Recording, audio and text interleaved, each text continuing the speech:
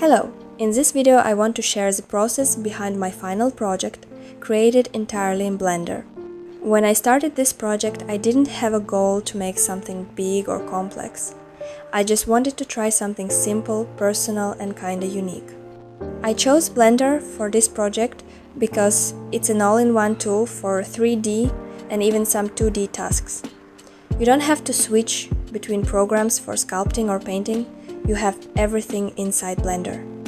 At the same time, this project was also a great way to combine what I'm learning in college with the tools I'm actually using, since I am doing my internship at a company where Blender is the main software. My idea for the final project changed several times before I finally found the direction I wanted and started working on this idea. So my main goals were, of course, to learn Blender, to practice creating a character fully from scratch and without using complex sculpting, to try combine 2D and 3D, and to try simplify my work. Let's move to the concept. So, for the final idea, I decided that I'll create a character, something simple, not really low poly but also not super detailed. It took me a while to figure out what my character would look like and who it would be. I wanted her to feel a little mysterious and a bit unreal, like someone who lives between dreams and reality.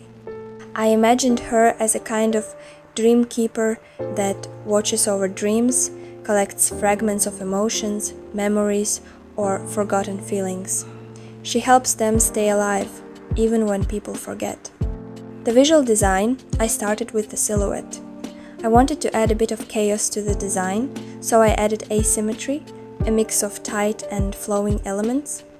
As for the colors, I chose blue and violet shades and gold as an accent, so she would look like a part of the night. Finalizing with the idea, I collected references of the style I would like to see my character in. After that, I drew a first sketch of Iris and shared it in GPT chat to get feedback. We discussed and refined the design, and from that a 3D visualization from both sides was created, which became the basis for the modeling. With modeling, there are a few differences between the concept and the final model.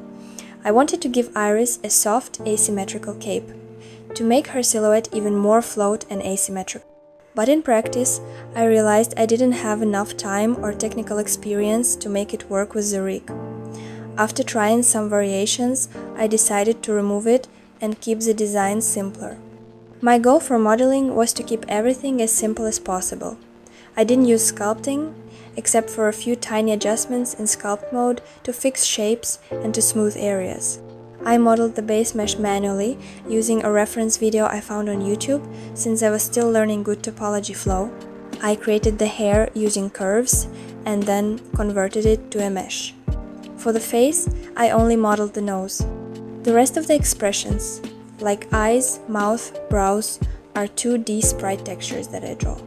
For the clothes, I duplicated body parts and reshaped them a bit where needed, which made it easier to keep the topology clean and easier for Wei to paint the rig. For texturing, I avoided realistic materials and used simple and soft shaders. I used the Blender add-on called UkuPaint for easier painting and having the possibility of working with layers like in Photoshop or Substance Painter. The most interesting part was making 2D facial sprites. It can be mixed together to show different emotions. I also animated her blinking using these textures, which was a lot easier than with a full 3D facial rig. For rigging, I used Blender's Rigify add-on. It gave me a quick base rig and auto-created controllers. I manually tweaked some weights on the elbows, shoulders, and legs to make the deformations smoother. But some parts still weren't perfect, but overall the results were good. Then I attached everything to the rig, the clothes, accessories, facial sprites, using transfer weights from the body mesh. Originally, I wanted to make a few short animations to show different sides of my character's personality. But the deadline was getting closer, so I decided to focus on one looping idle animation. In the animation, she breathes, her body gently sways, Her face changes expressions using the sprites. She blinks from time to time, and the camera gently floats side to side to give the scene more life. I also added a floating magical sphere.